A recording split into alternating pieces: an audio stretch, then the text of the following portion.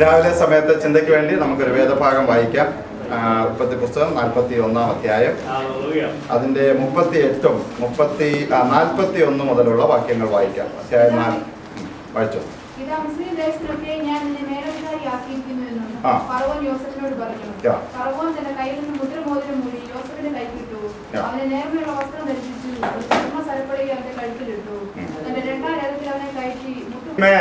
Hallelujah. കഴിഞ്ഞ ആഴ്ച നമ്മൾ പരിജ്ഞാനമുള്ള സാധുവായ ഒരു മനുഷ്യൻ പട്ടണത്തെ ഒരു വലിയ രാജാവ് നിരോധിച്ചുവെങ്കിലും അതിൽ നിന്ന് തൻ്റെ ജ്ഞാനം കൊണ്ട് എങ്ങനെയാണ് നേടിയത്, രക്ഷിച്ചത് എന്ന് ചിന്തിക്കുവാനിടയായി തീർന്നു.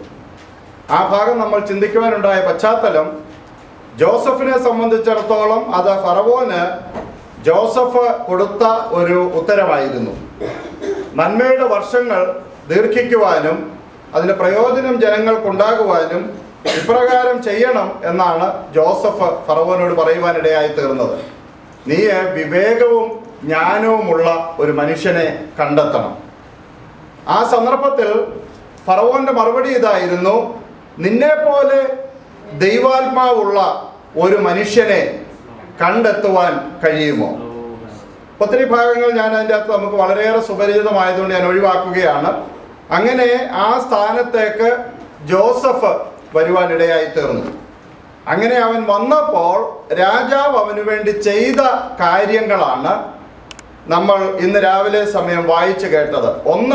ഒന്നാമതായി അവന് ലഭ്യമായത് അധികാരം. സ്വർഗത്തിലും ഭൂമിയിലും സകല അധികാരവും എനിക്ക് നൽകപ്പെട്ടിരിക്കുന്നു. ഞാൻ ചെയ്തതിനേക്കാൾ ഉപരിയായ കാര്യങ്ങൾ നിങ്ങൾക്ക് ചെയ്യുവാൻ കഴിയും. അപ്പോൾ നമ്മൾ വാസ്തവത്തിൽ ദൈവമക്കളാണെങ്കിൽ അവൻ നമുക്ക് ചില അധികാരങ്ങൾ നൽകി തന്നിട്ടുണ്ട്. ഹല്ലേലൂയ. പ്രാർത്ഥിക്കുവാനുള്ള അധികാരം നമുക്കുണ്ട്. രോഗത്തെ പ്രാർത്ഥിച്ച് സൗഖ്യമാക്കുവാനുള്ള അധികാരം നമുക്കുണ്ട്. പിശാചിനെ പ്രാർത്ഥിച്ച് ഓടിക്കുവാനുള്ള അധികാരം നമുക്കുണ്ട്. രക്ഷിക്കപ്പെട്ട ഓരോ ദൈവ പൈതലിനും ദൈവം ചില ആത്മീക അധികാരങ്ങൾ നൽകിയിട്ടുണ്ട്. നമ്മൾ ആ ആത്മീക അധികാരങ്ങൾ ഉപയോഗിക്കുവാൻ പ്രാപ്തിയുള്ളവരായിരിക്കണം. ജോസഫിന് അവൻ അധികാരം നൽകി. 2, അവനൊരു മോതിരം നൽകുവാനിടയായി തീർന്നു. അതും അധികാരത്തെ കാണിക്കുന്നതാണ്. അധികാരം മാത്രമല്ല, അത് അവകാശത്തെ കൂടെ കാണിക്കുന്നതാണ്. മുടിയൻ പുത്രൻ എന്ന് നമ്മൾ വിളിക്കുന്ന ആള് മടങ്ങി വന്നു കഴിഞ്ഞപ്പോൾ അവന്റെ പിതാവ് അവനെ മോതിരം അണിയിക്കുവാനിടയായി തീർന്നു. പഴയ കാലത്ത് നമ്മൾ ക്രെഡിറ്റ് കാർഡ് ഉപയോഗിക്കുന്നതിന് പകരമായി അവരുപയോഗിച്ചിരുന്നതാണ് അവരുടെ ആ ഫാമിലിയുടെ മുദ്രയുള്ള മോതിരം. അതിന് ചില അവകാശങ്ങളും അതിന് ചില അധികാരങ്ങളുമുണ്ട്. ഇന്ന് പോൽക്കാലം എന്നെ കേൾക്കുന്ന ദൈവമക്കൾ ഓർത്തോണം, നമുക്ക് അവൻ ചില അവകാശങ്ങൾ നൽകി തന്നിട്ടുണ്ട്. ഹല്ലേലൂയ. ഈ ലോകത്തിലില്ലാത്ത ചില അവകാശങ്ങൾ രക്ഷിക്കപ്പെട്ട ദൈവ പൈതലിന് അവൻ നൽകിയിട്ടുണ്ട്. മാത്രമല്ല, അവനോട് അടുത്തതായി രാജാവ് ചെയ്ത ഇതാണ്: അവനെ നേർമയുള്ള വസ്ത്രം ധരിപ്പിക്കുവാനിടയായി തീർന്നു. ഇനി നമ്മൾ കഴിഞ്ഞ കാലങ്ങളിൽ ചിന്തിച്ച കാര്യം ഒന്ന് നോക്കൂ. ജോസഫിന്റെ ജീവിതം പഠിച്ചാൽ നമുക്ക് മനസ്സിലാക്കുവാൻ കഴിയുന്ന ഒരു കാര്യം, എല്ലായ്പ്പോഴും ആളുകൾക്ക് നോട്ടമുണ്ടായിരുന്നത് അവന്റെ വസ്ത്രത്തിന്റെ മേലായിരുന്നു. ആ വസ്ത്രത്തെ എങ്ങനെ ഉന്മൂലനം ചെയ്യാം, ആ വസ്ത്രത്തിന്റെ മേൽ എങ്ങനെ ചെളി വാരി എറിയാം, ആ വസ്ത്രം എങ്ങനെ ഇല്ലാതെയാക്കി അവനെ നഗ്നനാക്കുവാൻ കഴിയും. നോക്കൂ, ഏദൻ തോട്ടം മുതൽ പിശാച് ചെയ്തത് അതാണ് എന്ന് നമ്മൾ മറന്നു പോകുവാൻ പാടില്ല. ഏദൻ തോട്ടത്തിൽ എന്താ സംഭവിച്ചത്? അവരെ നഗ്നരാക്കി തീർത്തു പിശാച്. ആവശ്യമില്ലാത്ത ആവേശം അവർക്ക് നൽകി. ദൈവം പറഞ്ഞതിൽ നിന്ന് വിപരീതമായ ആശയങ്ങൾ അവർ ഹൃദയത്തിൽ പകർന്ന് അവരെ നഗ്നരാക്കി തീർത്തു. അതാണ് പിശാച് ചെയ്തത്. മുടിയൻ പുത്രന്റെ ജീവിതത്തിൽ നമ്മൾ കാണുന്നത് അതാണ്. എല്ലാം ഉണ്ടായിരുന്നെങ്കിലും ധൂർത്തടിച്ച് അവസാനം അവൻ വിവസ്ത്രനായി തീരുവാനിടയായി തീർന്നു. ഒരു മനുഷ്യൻ യെരൂശലേമിൽ നിന്ന് എരികോവിലേക്ക് യാത്ര ചെയ്തു. കള്ളന്മാർ അവനെ ആക്രമിച്ചു, അവനെ വിവസ്ത്രനാക്കുവാനിടയായി തീർന്നു. പിശാചിന്റെ എല്ലായ്പ്പോഴുമുള്ള തന്ത്രം ദൈവമക്കളുടെ പ്രാഗൽഭ്യം നഷ്ടമാക്കി, അവരുടെ വിശുദ്ധി നഷ്ടമാക്കി, അവരുടെ പ്രത്യേക അവകാശങ്ങൾ നഷ്ടമാക്കി, അവരെ വാടകോരി അവരെ നിന്ദാപാത്രങ്ങളാക്കുവാനാണ് പിശാച് ശ്രമിക്കുന്നത്. എന്നാൽ ഇവിടെ അവന് അതിനെല്ലാം ഉപരിയായി അക്ഷരീകമായ രീതിയിലാണെങ്കിലും തിരികെ ലഭ്യമാകുവാൻ ഇടയായി തീർന്നു. ഹല്ലേലൂയ. കഴിഞ്ഞ ആഴ്ചകളിൽ എപ്പോഴും ഞാനൊന്ന് സൂചിപ്പിച്ചാണെങ്കിലും ഞാൻ പറയട്ടെ, നമുക്കെല്ലാവർക്കും നമ്മുടെ ജീവിതത്തിൽ ഈ വസ്ത്രം ആവശ്യമാണ്. ഒന്ന് വായിച്ചേ, യെശയ്യാ പ്രവാചകന്റെ പുസ്തകം 61-ാം അധ്യായം അതിന്റെ ആദ്യം മുതലുള്ള വാക്യങ്ങൾ ഒന്ന് വായിച്ചേ. ഹൃദയം തകർന്നവരെ മുറിവ് കെട്ടുവാനും തടവുകാർക്ക് വിടുതലും വൃദ്ധന്മാർക്ക് സ്വാതന്ത്ര്യം അറിയിപ്പാനും യഹോവയുടെ പ്രസാദവർഷവും നമ്മുടെ ദൈവത്തിന്റെ പ്രതികാര ദിവസവും പ്രസിദ്ധമാക്കുവാനും ദുഃഖിതന്മാരെയൊക്കെയും ആശ്വസിപ്പാനും സിയോനിലെ ദുഃഖിതന്മാർക്ക് വെണ്ണീറിന് പകരം അലങ്കാരമാലയും. നോക്കൂ, നമ്മുടെ കർത്താവിന്റെ പ്രവർത്തന പദ്ധതി എത്ര വലുതാണെന്ന് വിചാരിക്ക്. എന്നും നമ്മെ ദുഃഖത്തിന്റെ അടിത്തട്ടിൽ ഇടുവാനല്ല കർത്താവ് ആഗ്രഹിക്കുന്നത്. എന്നും നമ്മെ നിന്ദാപാത്രങ്ങളാക്കി ഇടുവാനല്ല കർത്താവ് ആഗ്രഹിക്കുന്നത്. പിന്നെയോ അവൻ നമ്മുടെ ആ വിലാപത്തെ എന്താക്കി തീർക്കുന്നവനാണ്? നൃത്തമാക്കി തീർക്കുന്നവനാണ്. ഹല്ലേലൂയ. നമ്മുടെ രട്ടിനെ അവൻ അഴിച്ചു മാറ്റി അവൻ നമുക്ക് പുതിയ അനുഭവങ്ങൾ, പുതിയ നന്മകൾ, പുതിയ അനുഗ്രഹങ്ങൾ, പുതിയ വാഗ്ദാനങ്ങൾ നൽകി തരുന്നവനാണ് നമ്മുടെ കർത്താവ്. അല്ല, അതിന്റെ 10-ാം വാക്യം ഒന്ന് വായിച്ചേ. അത് നമുക്ക് ലഭ്യമാകണമെങ്കിൽ നമ്മൾ പറയുന്ന ഈ വസ്ത്രം നമുക്ക് ലഭ്യമാകണം. എന്റെ ഉള്ളം എന്റെ ദൈവത്തിൽ ഘോഷിച്ചുല്ലസിക്കും. മണവാളൻ തലപ്പാവ് അണിയുന്നത് പോലെയും മണവാട്ടി ആഭരണങ്ങളാൽ തന്നെത്താൻ അലങ്കരിക്കുന്ന പോലെയും അവൻ എന്നെ രക്ഷാവസ്ത്രം. നോക്കൂ, മണവാളൻ തലപ്പാവ് അണിയുന്നത് പോലെയും മണവാട്ടി ആഭരണങ്ങളാൽ തന്നെത്താൻ അലങ്കരിക്കുന്നത് പോലെയും അവൻ എന്നെ രക്ഷാവസ്ത്രം അണിയിച്ചിരിക്കുന്നു, ധരിപ്പിച്ചിരിക്കുന്നു. ഇപ്പൊ രക്ഷയുടെ ഒരു വസ്ത്രം നമുക്ക് ആവശ്യമാണ്. രക്ഷിക്കപ്പെടേണ്ടത് അത്യന്താപേക്ഷിതമായ കാര്യമാണ്.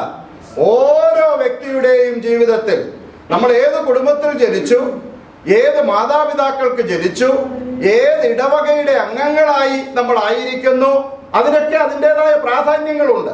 കേരളത്തിലെ ക്രൈസ്തവരുടെ സംസ്കാരത്തിന് അതിന്റെ പ്രാധാന്യമുണ്ട്. AD 52 തോമസ് ശ്ലീഹ കേരളത്തിൽ വന്നു. അവിടെ അദ്ദേഹം സുവിശേഷം പ്രസംഗിച്ചു, 7 പള്ളികൾ സ്ഥാപിച്ചു. നമ്മളൊക്കെ അന്നു മുതലേ ക്രൈസ്തവരാണ്. ഇതൊക്കെ സത്യമാണ്.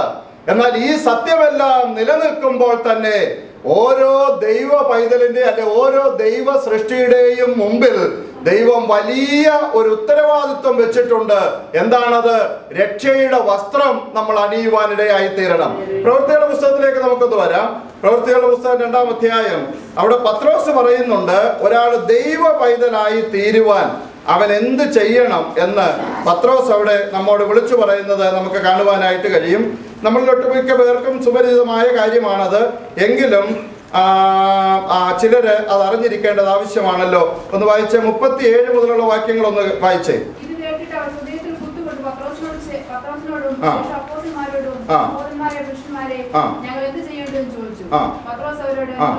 നിങ്ങൾ മാനസാന്തരപ്പെട്ട് നോക്കൂ. ഇത് ആരോടാ പറഞ്ഞെന്നറിയാമോ? നമ്മളെക്കാൾ എല്ലാം പാരമ്പര്യമുള്ളവരാണ്. ആര്? യഹൂദന്മാര്. യഹൂദന്മാരെക്കാൾ ലോകത്ത് പാരമ്പര്യം അവകാശപ്പെടുവാൻ കഴിയുന്നവരാരുമില്ല. കാരണം അബ്രഹാമിനെ വളരെ വ്യക്തമായ ദർശനവും കാഴ്ചപ്പാടും കൊടുത്ത് ദൈവം വിളിച്ചു വേർതിരിച്ചിട്ട് അവനിൽ കൂടെ ദൈവം പുതിയ ഒരു തലമുറയെ വാർത്തെടുത്തതാണ്. തനിക്ക് ഇഷ്ടമുള്ള ഒരു ജനവിഭാഗത്തെ വാർത്തെടുത്ത വർഗമാണ് യഹൂദന്മാര്. യഹൂദന്മാരുമായിട്ട് നമുക്ക് യാതൊരു ബന്ധവുമില്ല ഈ ലോകത്തില്. അവരുമായിട്ട് നമുക്ക് യാതൊരു അവകാശങ്ങളുമില്ല. എന്നാൽ അവരോട് പത്രോസ് വിളിച്ചു പറയുന്നത് എന്താ? നിങ്ങൾ മാനസാന്തരപ്പെടണം. മരുഭൂമിയിൽ ശ്രാവക യോഹന്നാൻ വിളിച്ചു പറഞ്ഞു, ദൈവരാജ്യം സമീപിച്ചിരിക്കാൻ മാനസാന്തരപ്പെടുവിൻ. ഹല്ലേലൂയ. നസ്രായനായ യേശു വിളിച്ചു പറഞ്ഞു, ദൈവരാജ്യം സമീപിച്ചിരിക്കുന്നു, മാനസാന്തരപ്പെടുക.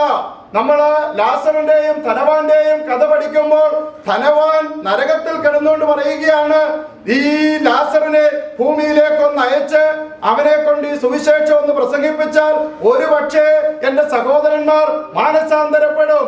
നരകത്തിന് അവകാശിയാകാതിരിക്കണമെങ്കിൽ അതിന് ദൈവം വെച്ചിരിക്കുന്ന വഴിയാണെന്ത്? മാനസാന്തരപ്പെടണം. ഹല്ലേലൂയ. അപ്പോഴാണ് നിനക്ക് എന്ത് ലഭ്യമാകുന്നത്? ഈ രക്ഷയുടെ വസ്ത്രം ലഭ്യമാകുന്നത്.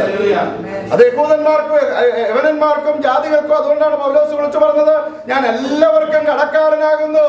സുവിശേഷം അറിയിക്കുന്നുവെങ്കിൽ എനിക്ക് പ്രശംസിക്കുവാൻ ഒന്നുമില്ല, സുവിശേഷം അറിയിക്കുന്നില്ലെങ്കിൽ എനിക്ക് അയ്യോ കഷ്ടം എന്നാണ് അദ്ദേഹം വിളിച്ചു പറയുന്നത്. ഞാൻ യവനന്മാരോട് ഞാൻ കടക്കാരനാകുന്നു, ഞാൻ ബർബരന്മാരോട് കടക്കാരനാകുന്നു, ഞാൻ ജ്ഞാനികൾക്ക് കടക്കാരനാകുന്നു, ഞാൻ ലോകത്തെല്ലാവർക്കും സുവിശേഷ നിമിത്തം കടക്കാരനാകുന്നു. എന്താ കാര്യമെന്നറിയാമോ? ഇതാ ലോകത്തിന്റെ പാപത്തെ ചുമന്നൊഴിക്കുന്ന ദൈവത്തിന്റെ കുഞ്ഞാട്. അത് ലോകത്തിന് മുഴുവൻ ദൈവം വെച്ചിരിക്കുന്ന മോചനത്തിന്റെ വഴിയാണ്. യേശു നിന്റെ പാപങ്ങൾക്ക് വേണ്ടി മരിച്ചുവെന്ന് ഹൃദയം കൊണ്ട് വിശ്വസിക്കുകയും വായ് കൊണ്ട് ഏറ്റുപറയുകയും ചെയ്താൽ നീ രക്ഷിക്കപ്പെടും. ആ രക്ഷാവസ്ത്രം നീ ധരിക്കുമ്പോഴാണ് നിനക്ക് ആത്മീയ അധികാരങ്ങൾ ലഭ്യമാകുന്നത്, ആത്മീയ അവകാശങ്ങൾ ലഭ്യമാകുന്നത്. അപ്പോഴാണ് ഈ ഭൂമിയിൽ മാത്രമല്ല വരുവാനുള്ള ലോകത്തിലും അവൻ നിനക്ക് വലിയ അനുഗ്രഹങ്ങൾ ശേഷിപ്പിച്ചിട്ടുണ്ട്. അത് ലഭ്യമാകണമെങ്കിൽ ആ ഭാഗമെല്ലാം പറയുവാൻ എനിക്ക് താല്പര്യമുണ്ടെങ്കിൽ 1-2 വാക്യങ്ങളൊന്ന് വായിച്ച് പെട്ടെന്ന് നമുക്ക് അവസാനിപ്പിക്കാം. പ്രവൃത്തികളുടെ പുസ്തകത്തിൽ നിന്ന് മാനസാന്തരപ്പെട്ട് യേശുക്രിസ്തുവിന്റെ നാമത്തിൽ സ്നാനമേൽപ്പീൻ, എന്നാൽ പരിശുദ്ധാത്മാവ് എന്ന ദാനം ലഭിക്കും. നോക്കൂ, വേദപുസ്തകം എത്ര വ്യക്തമായിട്ടാണ് ഇത്രയും കാര്യങ്ങളൊക്കെ രേഖപ്പെടുത്തി വെച്ചിരിക്കുന്നത്. ആരും നമുക്ക് പ്രത്യേകിച്ച് വ്യാഖ്യാനിച്ചു തരേണ്ട ആവശ്യമില്ല. വളരെ ക്രിസ്റ്റൽ ക്ലിയർ ആണ്. എന്താ പറഞ്ഞിരിക്കുന്നത്? 1 മാനസാന്തരപ്പെടണം, 2 സ്നാനപ്പെടണം. അപ്പൊ അവിടെ ഒരു ഓർഡർ ഉണ്ട്, ഒരു ഹൈറാർക്കിക്കൽ ഓർഡർ ഉണ്ട് അതിൻ്റെ അകത്ത്. എന്താ ആ ഓർഡറിൽ ഒന്നാമത്തേത് ഏതാ? മാനസാന്തരം. ആരാ പറഞ്ഞേക്കുന്നത്? ഒന്നാമത്തെ പോപ്പ് ആരാ? എന്താ പേര്? പത്രോസ്. പ്രയോറിറ്റി എന്തിനാ? മാനസാന്തരപ്പെടണം. നോക്കൂ, മാനസാന്തരപ്പെടണം, സ്നാനപ്പെടണം. എന്നാൽ നിങ്ങൾക്ക് എന്ത് ലഭ്യമാകും? പരിശുദ്ധാത്മാവ് എന്ന ദാനം ലഭ്യമാകുവാൻ ഇടയായിത്തീരും. നോക്കൂ, ഇതാ അവനെ ഒരു ഉത്സവ വസ്ത്രം, നേർമയുള്ള വസ്ത്രം ധരിപ്പിച്ചു. അതിനുശേഷം അവനെ എന്ത് ധരിപ്പിച്ചു? ഉത്സവ വസ്ത്രം ധരിപ്പിക്കുവാൻ ഇടയായി തീർന്നു. നമ്മുടെ കർത്താവ് നമ്മെ ആദരിക്കുന്ന ദൈവമാണ്. അതിനുശേഷം അവന്റെ കഴുത്തിൽ ഒരു സ്വർണ്ണ സരപ്പള, മാത്രമല്ല അവനെ ഒരു രഥത്തിന്മേൽ കയറ്റി മാനിക്കുന്ന അനുഭവമാണ് പിന്നീട് നമുക്ക് കാണുവാനായിട്ട് കഴിയുന്നത്. അങ്ങനെ ഫറവോൻ ജോസഫിനെ വിശേഷ വസ്ത്രം, നേർമയുള്ള വസ്ത്രം നൽകി അവനെ മാനിച്ചെങ്കിൽ നമുക്കെല്ലാവർക്കും ഒരു വസ്ത്രം ധരിക്കുവാനുണ്ട്. ഒന്ന് വായിച്ച്, അത് ഞാൻ പറഞ്ഞു വന്നതിൻ്റെ തുടർച്ചയായിട്ടുള്ളതാണ്. റോമാലേഖനം 13-ാം അധ്യായം അതിൻ്റെ 13-14 വാക്യങ്ങളൊന്ന് വായിച്ച്. റോമാലേഖനം പിണക്കത്തിനും അസൂയയിലുമല്ല, കർത്താവായ യേശുക്രിസ്തുവിനെ തന്നെ ധരിച്ചുകൊള്ളുവീൻ. കർത്താവായ യേശുക്രിസ്തുവിനെ തന്നെ ധരിച്ചുകൊള്ളുവീൻ. നോക്കൂ, നമ്മൾക്ക് എല്ലാവർക്കും ധരിക്കുവാൻ ഒരു വലിയ വസ്ത്രമുണ്ട്. എന്താ അത്? കർത്താവായ യേശുക്രിസ്തുവിനെ ധരിച്ചുകൊള്ളുവീൻ. ഇനി എങ്ങനെയാ നമുക്ക് കർത്താവായ യേശുക്രിസ്തുവിനെ ധരിക്കാനൊക്കുന്ന?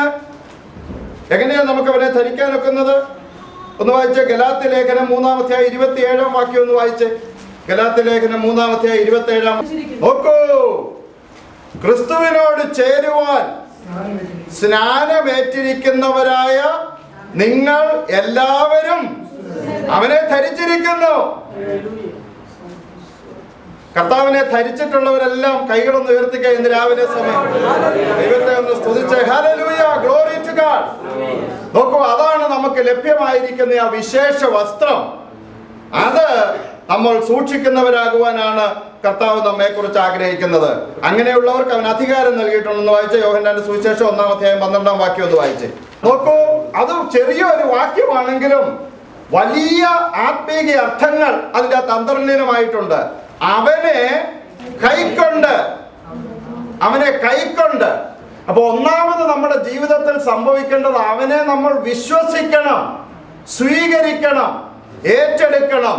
അവനെ കൈക്കൊണ്ട് അവന്റെ നാമത്തിൽ വിശ്വസിക്കുന്ന ഏവർക്കും ദൈവമക്കളാകുവാൻ അവൻ അധികാരം കൊടുത്തു. നമുക്ക് എല്ലാവർക്കും ദൈവത്തിന്റെ സ്വന്തം മക്കളായി തീരുവാൻ കഴിയും. ഒറ്റയൊരു വ്യവസ്ഥ മാത്രമേ ദൈവം അതിന് വെച്ചിട്ടുള്ളൂ. എന്താ അവസ്ഥ? അവനെ വിശ്വസിക്കണം, അവനെ കൈക്കൊള്ളണം, അവനെ സ്വീകരിക്കണം. അതാണ് കർത്താവ് നമ്മെ കുറിച്ച് ആഗ്രഹിക്കുന്നത്. ഹല്ലേലൂയ. ഇനി നമുക്ക് 42-ാം അധ്യായം അതിലെ 1-2 കാര്യങ്ങൾ ഇന്ന് രാവിലെ സമയം ചിന്തിക്കാം. 42-ാം അധ്യായം അതിന്റെ 18-ാം വാക്യം ഒന്ന് വായിച്ചു മതി. നോക്കൂ, അവിടെ ഒരു വാക്യം കേന്ദ്രീകരിക്കുവാനാണ് ഞാൻ രാവിലെ ആഗ്രഹിക്കുന്നത്. ഞാൻ ദൈവത്തെ ഭയപ്പെടും. ഞാൻ ദൈവത്തെ ഭയപ്പെടുന്നു. ഈ പ്രസ്താവന ജോസഫ് നടത്തിയത് താൻ തന്നെ പ്രതികാരം ചെയ്യുന്ന ഒരു മനോഭാവത്തിലേക്ക് വന്നപ്പോഴാണ് അവൻ പറഞ്ഞത്, ഞാൻ എന്ത് ചെയ്യുന്നു, ഞാൻ സർവശക്തനായ ദൈവത്തെ ഭയപ്പെടുന്നു. നമുക്കെല്ലാം ദൈവത്തെക്കുറിച്ചുള്ള കാഴ്ചപ്പാടെന്താ? പലപ്പോഴും ദൈവം നമ്മുടെ ഒരു സ്നേഹിതനാണ് എന്ന് പറയാൻ നമുക്ക് അതിനുള്ള അവകാശം നമ്മൾ മക്കളായതുകൊണ്ടുണ്ട്. അപ്പൻ എന്ന് നമുക്ക് വിളിക്കുവാനായിട്ട് കഴിയും, അതിനുള്ള അവകാശവും നമുക്കുണ്ട്. അതൊന്ന് വായിച്ചേ, മലാഖി പ്രവാചകന്റെ പുസ്തകം 1-ാം അധ്യായം അതിന്റെ 6-ാം വാക്യം ഒന്ന് വായിച്ചേ. ദൈവം ചോദിക്കുക, ഞാൻ അപ്പനെങ്കിൽ എന്നോടുള്ള ബഹുമാനം എവിടെ? ഞാൻ അപ്പനാകുന്നു നിങ്ങളുടെ, ഞാൻ അങ്ങനെ നിങ്ങളുടെ അപ്പനാണെങ്കിൽ എന്നോടുള്ള ബഹുമാനം യഹൂദന്മാരോട് ചോദിക്കുന്ന. അപ്പോൾ അവര് കാലം കുറെ കഴിഞ്ഞപ്പോൾ ആചാരാനുഷ്ഠാനങ്ങളിൽ മാത്രം അധിഷ്ഠിതരായി ദൈവത്തെ പ്രസാദിപ്പിക്കാമെന്നുള്ളൊരു നിലവാരത്തിൽ വന്നു. മാത്രമല്ല ദൈവത്തെ പോലും കളിപ്പിക്കാം എന്നുള്ള നിലവാരത്തിലും അവരെത്തി. അങ്ങനെ ഒരു സാഹചര്യം വന്നപ്പോൾ ദൈവം തിരിച്ചു ചോദിച്ചതാണ്, ഞാൻ നിങ്ങളുടെ അപ്പനാണെങ്കിൽ എന്നോടുള്ള ബഹുമാനം എവിടെ? നമ്മൾ ഓരോരുത്തരും ദൈവസന്നിധിയിൽ വരുമ്പോൾ ഓർത്തോണം, എത്രത്തോളം വലുതാ നമ്മുടെ ദൈവം, എത്രത്തോളം വലുതാ നമ്മുടെ ദൈവം. ഞാനൊരു ചെറിയ അനുഭവം പറയാം നിങ്ങളോട്, എൻ്റെ ഒരു അനുഭവം. അതുമായിട്ട് നിങ്ങൾ താരതമ്യം ചെയ്യുമ്പോൾ നമുക്ക് മനസ്സിലാകും, നമ്മളെല്ലാം ദൈവത്തെക്കുറിച്ച് മനസ്സിലാക്കിയിരിക്കുന്നത് വളരെ സങ്കുചിതമായിട്ടാണ്. 30 വർഷം മുമ്പുള്ള ഒരു മാവേലിക്കരയെ കുറിച്ചാണ് ഞാൻ പറയാൻ പോകുന്നത്. ഇപ്പൊ ജിജുവിനൊന്നും കാര്യമായ ഓർമ്മ കാണത്തില്ല. അവിടെ പ്രധാനമായിട്ട് 3 ഹോട്ടലുകൾ ഉണ്ടായിരുന്നു മാവേലിക്കര ആ സമയത്ത്. ഒരു ഹോട്ടലിന്റെ പേര് ആസാദ്, രണ്ടാമത്തെ ഹോട്ടലിന്റെ പേര് സുരേഷ് ഹോട്ടൽ, മൂന്നാമത്തെ ഹോട്ടൽ എംബസി ഹോട്ടൽ. അതിൽ അവിടുത്തെ ഏറ്റവും പോഷ് ഹോട്ടൽ എന്ന് പറയുന്നത് എംബസി ഹോട്ടലാണ്. അവിടെ ഞങ്ങളെപ്പോലുള്ള സാധാരണക്കാർക്കൊന്നും ഒരിക്കലും കയറാനൊക്കത്തില്ല. അവിടെ ചെല്ലുമ്പോൾ ഓരോരുത്തർക്കും ഇരിക്കാനായിട്ടുള്ള കസേരയുണ്ട്. ചായയൊക്കെ കൊണ്ടുതരുന്നത് കപ്പിലും സോസറിലും ഒക്കെയാണ്. വലിയ സംവിധാനമുള്ള ഹോട്ടലാണ്. അപ്പോൾ സാധാരണ ഞങ്ങളൊക്കെ ഈ പോകുന്ന ആസാദിലൊക്കെ എന്തെങ്കിലും ഇച്ചിരി 10 രൂപയൊക്കെ അടിച്ചുകൊണ്ട് പോയാൽ അതുകൊണ്ട് പോകുന്നത് സാധാരണ ഈ ആസാദിലോട്ടാണ് പോകുന്നത്. മറ്റേടത്ത് യാതൊരു പ്രവേശനവുമില്ല, പേടിയുമാണ് കയറാൻ. അപ്പം അങ്ങനെ ഇരിക്കുമ്പോൾ കോട്ടയത്തു നിന്ന് എൻ്റെ ഒരു കസിൻ വന്നു മാവേലിക്കര. അപ്പോൾ ഞാൻ വിചാരിച്ചോടാ, കോട്ടയത്തു നിന്ന് ഒരു കസിൻ വന്നപ്പോൾ അവനെ എങ്ങനെയാണ് ആസാദി കൊണ്ടുപോകുന്നതെന്ന് വിചാരിച്ചു. ഞാൻ അവനെ കൊണ്ട് എംബസി. അപ്പോൾ ഞാൻ വിചാരിച്ചു ഇവൻ വളരെ ഇമ്പ്രസീവ് ആയിരിക്കും, ഇവിടുത്തെ പരിപാടിയൊക്കെ ഉണ്ട്, ഓരോരുത്തർക്കും ഇരിക്കാൻ ഇതുപോലുള്ള ഇൻഡിപെൻഡൻറ്റ് കസേര, മറ്റേ ഊഞ്ഞാൽ പോലത്തെ ബെഞ്ചല്ലേ, അപ്പം ഇതുപോലത്തെ കസേര, എല്ലാവർക്കും കപ്പിലും സോസറിലും ഒക്കെ കാപ്പിയും ചായയും, ഇതൊരു സംവിധാനമില്ല. അവൻ കണ്ണു തള്ളുമെന്നാണ് ഞാൻ വിചാരിച്ചത്. കാര്യമെല്ലാം കഴിഞ്ഞ് വീട്ടിൽ ചെന്നപ്പോൾ നിൻ്റെ അകത്തൊന്നും ഒരു കാര്യമില്ല രാജു എന്ന് പറഞ്ഞു, നീ കോട്ടയത്തെ ഹോട്ടലുണ്ടോ നിന്റെ കണ്ണു തള്ളി പോകുന്നത്. അതങ്ങ് മനസ്സിലൊക്കെ ഏതായാലും എംബസിയേക്കാൾ കൂടിയ ഹോട്ടലൊന്നുമില്ല, അത് നീ എനിക്കിട്ട് പണിയുക എന്നെനിക്ക് തോന്നി. പക്ഷേ എനിക്ക് എപ്പോഴാണ് മനസ്സിലായെന്നറിയാമോ, പിന്നെ PYPയുടെ ഒരു ക്യാമ്പിന് ഞാൻ കോട്ടയത്ത് പോയപ്പോൾ അവിടെ 1-2 ഹോട്ടലിൽ കയറിയപ്പം എൻ്റെ കണ്ണൊന്ന് തെളിഞ്ഞു. അപ്പോൾ എനിക്ക് മനസ്സിലായിട്ടാ, അന്ന് അവൻ പറഞ്ഞത് ശരിയായി, എംബസി ഏറ്റവും കൂടിയ ഹോട്ടലല്ല, അതിനേക്കാൾ കൂടിയ ഹോട്ടലുണ്ട്. ഇതുപോലെ നമ്മളെല്ലാം ദൈവത്തെ മനസ്സിലാക്കി വെച്ചിരിക്കുന്നു. നോക്കൂ, ദൈവം നമ്മൾ ഉദ്ദേശിക്കുന്നതിനേക്കാൾ വളരെ വലിയവനാണ്. ദൈവം നമ്മൾ ഉദ്ദേശിക്കുന്നതിനേക്കാൾ വലിയ ശക്തിമാനാണ്. പക്ഷെ വലിയ ദൈവത്തെ നമ്മൾ ചെറിയ ബോക്സിലാക്കി വെച്ചിരിക്കുകയാണ്. ഹല്ലേലൂയ. നമ്മുടെ ദൈവത്തിന് അസാധ്യമായ ഒരു കാര്യവുമില്ല. അതുകൊണ്ടാണ് പറഞ്ഞത്, നമ്മൾ മഹാസമുദ്രത്തിലേക്ക് തൊടവുമായി പോയാൽ നിനക്ക് തൊടം നിറച്ചു കൊണ്ടുവരാം. മഹാസമുദ്രത്തിലേക്ക് നീ അതിനേക്കാൾ വലിയ ഒരു സംവിധാനവുമായി പോയാൽ നിനക്ക് അതിനനുസരിച്ച് കൊണ്ടുവരാം. ഇന്ന് പോൽക്കാല വലിയവനായ ദൈവം നമ്മുടെ മുമ്പിലുണ്ട്. എന്തുമാത്രം കൊണ്ടുവരുവാൻ നിനക്ക് കഴിയും, എന്തുമാത്രം കോരിയെടുക്കുവാൻ നിനക്ക് കഴിയും, എത്രമാത്രം അവനിൽ നിന്ന് നേടിയെടുക്കുവാൻ നിനക്ക് കഴിയും. നമ്മുടെ ദൈവത്തെ പോലെ വലിയ ദൈവമില്ല. ഹല്ലേലൂയ. ജാതികളുടെ വിഗ്രഹങ്ങൾ പൊന്ന് വെള്ളി മനുഷ്യരുടെ കൈവേല തന്നെ. അവയ്ക്ക് വായുണ്ടെങ്കിലും സംസാരിക്കുന്നില്ല, തൊക്കുണ്ടെങ്കിലും സ്പർശിക്കുന്നില്ല, തൊണ്ട കൊണ്ട് സംസാരിക്കുന്നില്ല. നമ്മുടെ ദൈവമോ സ്വർഗത്തിലുണ്ട്, തനിക്ക് ഇഷ്ടമുള്ളതൊക്കെ അവൻ ചെയ്യുന്നു. ഹല്ലേലൂയ.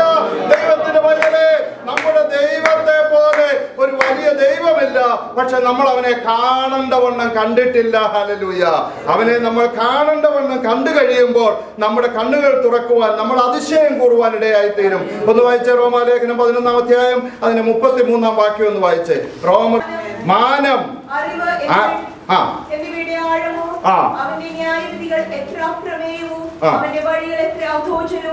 ഓ നോക്കൂ, ദൈവത്തിന്റെ ജ്ഞാനം, അവന്റെ മഹിമ, അവന്റെ അറിവ്, അതിന്റെ ആഴമേ അവന്റെ പ്രവൃത്തികൾ എത്ര അപ്രമേയവും അഗോചരവുമാകുന്നു. നമുക്ക് ആർക്കും ഒന്നുമില്ലായ്മയിൽ നിന്ന് ഈ പ്രപഞ്ചത്തെ മുഴുവൻ വിളിച്ചു വരുത്തിയ നമ്മുടെ കർത്താവ്, എണ്ണിയാലൊടുങ്ങാത്ത നക്ഷത്രമണ്ഡലങ്ങളെ മുഴുവൻ തന്റെ ഒറ്റ വാക്കുകൊണ്ട് സൃഷ്ടിച്ച സർവശക്തനായ ദൈവം, അവൻ എത്ര വലിയവനാണ്. ഹല്ലേലൂയ. അതുകൊണ്ടാണ് ശലോമോൻ അവന് വലിയൊരു ദേവാലയം പണിതു. ശലോമോൻ അവന് വലിയൊരു എത്ര പ്രതാപത്തിലുള്ള കാര്യങ്ങളാ ചെയ്തതെന്നറിയാമോ?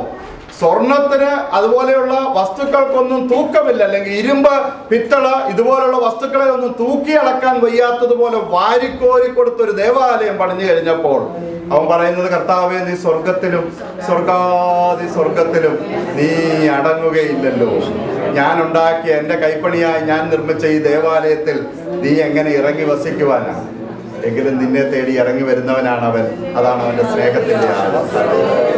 അതാണ് നമ്മുടെ കർത്താവിന്റെ സ്നേഹത്തിന്റെ ആഴം. അവന്റെ സ്നേഹത്തിന്റെ ആഴം അതാണ്. അവന്റെ കൃപയുടെ ആഴം അതാണ്. അവന്റെ കരുതലിന്റെ ആഴം അതാണ്. ഹല്ലേലൂയ. രാവിലെ സമയം നമ്മൾ ദൈവത്തെ ആരാധിക്കാൻ വന്നിരിക്കുമ്പോൾ അവന്റെ മഹിമ കാണുവാൻ ഇടയായി തീരണം. ഇവിടെ നമുക്ക് സാധാരണ ദേവാലയത്തിന്റെ സംവിധാനങ്ങളൊന്നുമില്ല. ഞാൻ പലപ്പോഴും പറഞ്ഞിട്ടുണ്ട്. നമുക്ക് മധുവഹ ഇല്ല, അല്ലെങ്കിൽ നമുക്ക് വിശേഷ വസ്ത്രം ധരിച്ച പൗരോഹിത്യമുള്ള ആളുകളില്ല, അല്ലെങ്കിൽ നമുക്ക് അങ്ങനെയുള്ള യാതൊരു സംവിധാനങ്ങളുമില്ല. ഹല്ലേലൂയ. എന്നാൽ ഒരുവൻ നമ്മുടെ ആരാധനയ്ക്ക് ഇറങ്ങി വന്നിട്ടുണ്ട്. അണ്ടകടാഹത്തിന്റെ സൃഷ്ടിതാവായിരിക്കുന്ന കർത്താവ് സാധുക്കളുടെ ആരാധന സ്വീകരിക്കുവാൻ, ഹല്ലേലൂയ, അത് ഏറ്റെടുക്കുവാൻ, ഹല്ലേലൂയ, അതിന്റെ മാധുര്യം ആസ്വദിക്കുവാൻ നമ്മുടെ കർത്താവ് വന്നിട്ടുണ്ട്. ഇന്ന് രാവിലെ സമയം നമുക്ക് അവനെ സ്തുതിക്കാം. ഹല്ലേലൂയ. അപ്പോൾ ജോസഫ് പറയുന്നത്, ഞാൻ ആ ദൈവത്തെ ഭയപ്പെടുന്നു. നമ്മൾ ഓരോരുത്തരും ആ ദൈവത്തെ ഭയപ്പെടുവാൻ ഇടയായി തീരണം. അവനെ കുറിച്ച് യാക്കോബ് പറയുന്നത്, എന്റെ അപ്പന്റെ ഭയമായവൻ. ഒന്ന് വായിച്ച ഉൽപ്പത്തി പുസ്തകം 31-ാം അധ്യായം 42-ാം വാക്യം ഒന്ന് വായിച്ചേ.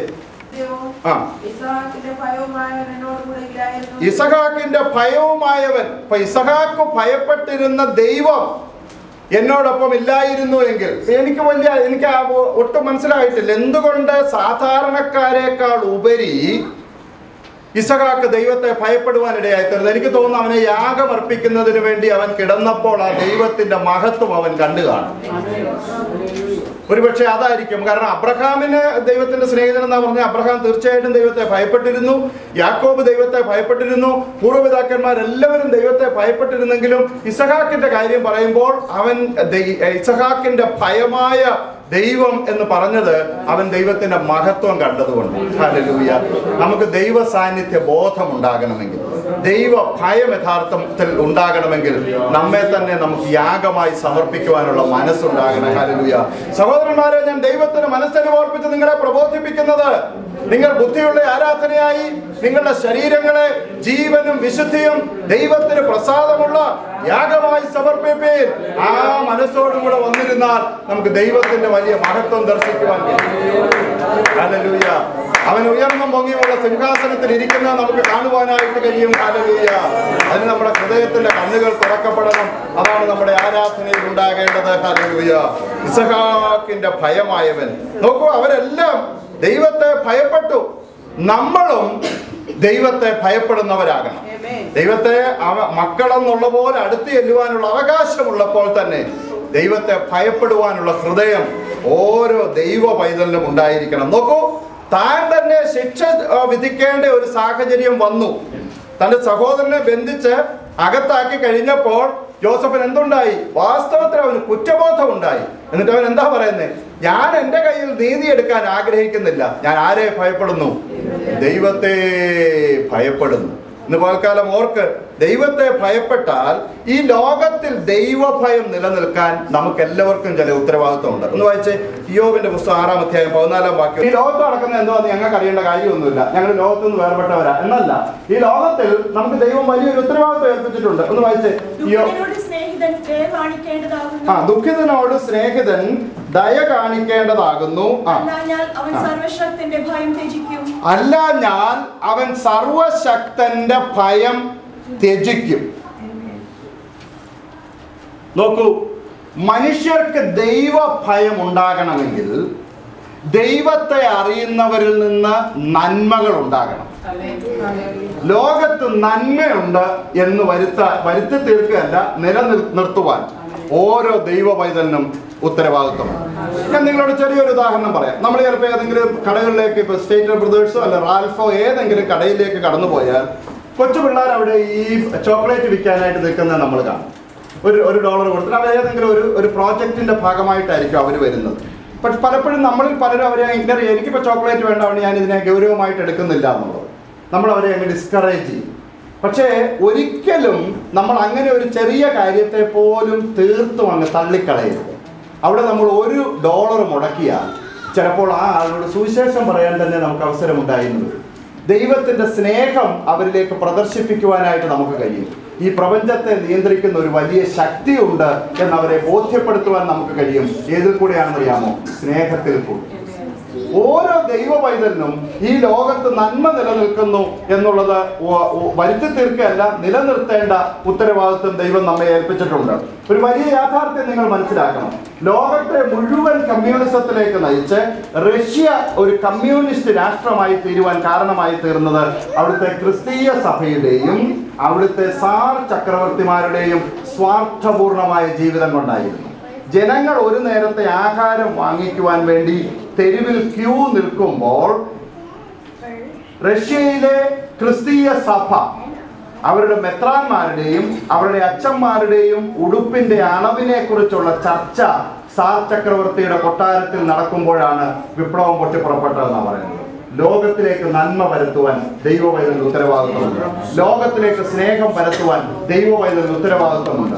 നമ്മൾ 3 നേരത്തിന് 5 നേരം ആഹാരം കഴിക്കുമ്പോൾ അതിനു മുമ്പ് പ്രാർത്ഥിക്കുമ്പോൾ നമ്മൾ പറയും, കർത്താവേ, ലോകത്ത് ആഹാരമില്ലാത്ത സകല ആളുകളെയും മൊത്തമായും ചില്ലറയായും ഞങ്ങൾ നിന്റെ കരങ്ങളിലേക്ക് ഏൽപ്പിക്കുന്നു. നിനക്ക് വല്ല ഉത്തരവാദിത്വം ഉണ്ടോ? നിനക്ക് എന്തെങ്കിലും ഉത്തരവാദിത്വം ഉണ്ടോ? നിനക്ക് ഉത്തരവാദിത്വമുണ്ട്. ഈ ലോകത്ത് നന്മ നിലനിൽക്കുവാൻ നിനക്ക് ഉത്തരവാദിത്വമുണ്ട്. ഈ ലോകത്തിലേക്ക് ദയ പകർത്തി വിടുവാൻ നിനക്ക് ഉത്തരവാദിത്വമുണ്ട്. സർവശക്തൻ അവന്റെ ഭയത്തെ ലോകം ത്യജിക്കാതെ ലോകത്തിൽ നന്മ നിലനിർത്തുവാൻ ഒരു ദൈവവൈദ്യന് ഉത്തരവാദിത്വമുണ്ട്. അതാണ് ജോസഫ് വിളിച്ചു പറഞ്ഞത്, ഞാൻ പ്രതികാരം ചെയ്യുവാൻ ആഗ്രഹിക്കുന്നില്ല, ഞാൻ സർവശക്തനായ ദൈവത്തെ ഭയപ്പെടുന്നു. ഞാൻ സർവശക്തനായ ദൈവത്തെ ഭയപ്പെടുന്നു എന്നവൻ പറയുവാൻ ഇടയായി തീർന്നു. ഹല്ലേലൂയ. നോക്കൂ, സദൃശവാക്യം 3-ാമത്തെ 27-ാം വാക്യം ഒന്ന് വായിക്കും. നന്മ ചെയ്യുവാൻ നിനക്ക് പ്രാപ്തിയുള്ളപ്പോൾ അതിന് യോഗ്യരായിരിക്കുന്നവർക്ക് ചെയ്യാതിരിക്കരുത്. പാപം എന്താണെന്ന് അറിയാമോ? നന്മ ചെയ്യാൻ അറിയാമായിരുന്നിട്ടും നന്മ ചെയ്യാത്തതാണ് പാപം. ഇവിടെ എന്താ പറഞ്ഞിരിക്കുന്നത്?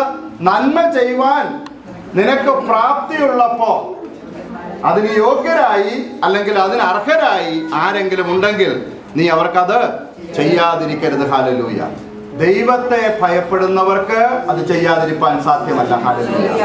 മലാഖി പ്രവാചകന്റെ പുസ്തകത്തിൽ തന്നെ ഞാൻ വായിച്ച വാക്യങ്ങളുടെ അടുത്ത വാക്യങ്ങളിൽ പറയുന്നുണ്ട്, നിങ്ങൾക്ക് എങ്ങനെയാ ദൈവത്തെ പരാജയപ്പെടുത്തുവാൻ കഴിയുന്നത്? നിങ്ങൾക്ക് എങ്ങനെയാണ് ദൈവത്തെ പരാജയപ്പെടുത്തുവാൻ കഴിയുന്നത്? ഇപ്പൊ ഇവിടെ നിർത്തുക, ഉച്ച കഴിഞ്ഞ് പിന്നെ പ്രസംഗിക്കാം. നമ്മുടെ കണ്ണുകളെ അടയ്ക്കാം. ഏറ്റവും വലിയ പ്രശ്നത്തെക്കാൾ നമ്മുടെ കർത്താവ് വലിയവനാണ്. നമ്മുടെ ഏറ്റവും വലിയ ആവശ്യത്തെക്കാൾ നമ്മുടെ കർത്താവ് വലിയവനാണ്. എത്രത്തോളം നമുക്ക് ദൈവസന്നിധിയിൽ നിന്ന് പ്രാപിക്കുവാൻ കഴിയുന്നു എന്നുള്ളത്, എത്രത്തോളം നാം ദൈവസന്നിധിയിൽ സമർപ്പണമുള്ളവരാണ് എന്നതിനെ ആശ്രയിച്ചാണ് ഇരിക്കുന്നത്. ഹല്ലേലൂയ. എത്രത്തോളം നമുക്ക് ദൈവത്തിന്റെ ഭയം ഉൾക്കൊള്ളുവാൻ കഴിയും എന്നുള്ളത്, എത്രത്തോളം നമ്മൾ ദൈവസന്നിധിയിൽ സമർപ്പിതരാണ് എന്നതിനെ ആശ്രയിച്ചാണ് ഇരിക്കുന്നത്. ഹല്ലേലൂയ. ഇന്ന് പോൽക്കാലം സ്വർഗം നമ്മുടെ കർത്താവിന്റെ സിംഹാസനം, ഭൂമി അവന്റെ പാദപീഠം എന്നാണ് നമ്മൾ തിരുവെഴുത്തിൽ വായിക്കുന്നത്. എന്നാൽ നമ്മുടെ കർത്താവ് നമ്മുടെ മധ്യത്തിൽ ഇറങ്ങി വന്ന് നമ്മളിൽ ഒരുവനെ പോലെ നമ്മോടൊപ്പം ഇരുന്ന് നമ്മുടെ ആരാധന ആസ്വദിക്കുന്ന വലിയ കർത്താവാകിയാൽ ഇന്ന് പോൽക്കാലം നമുക്ക് എല്ലാ സ്തുതി സ്തോത്രങ്ങളും നമ്മുടെ കർത്താവിന് അർപ്പിക്കാം. എല്ലാ കണ്ണുകളും ദൈവസന്നിധിയിൽ അടയപ്പെടാം.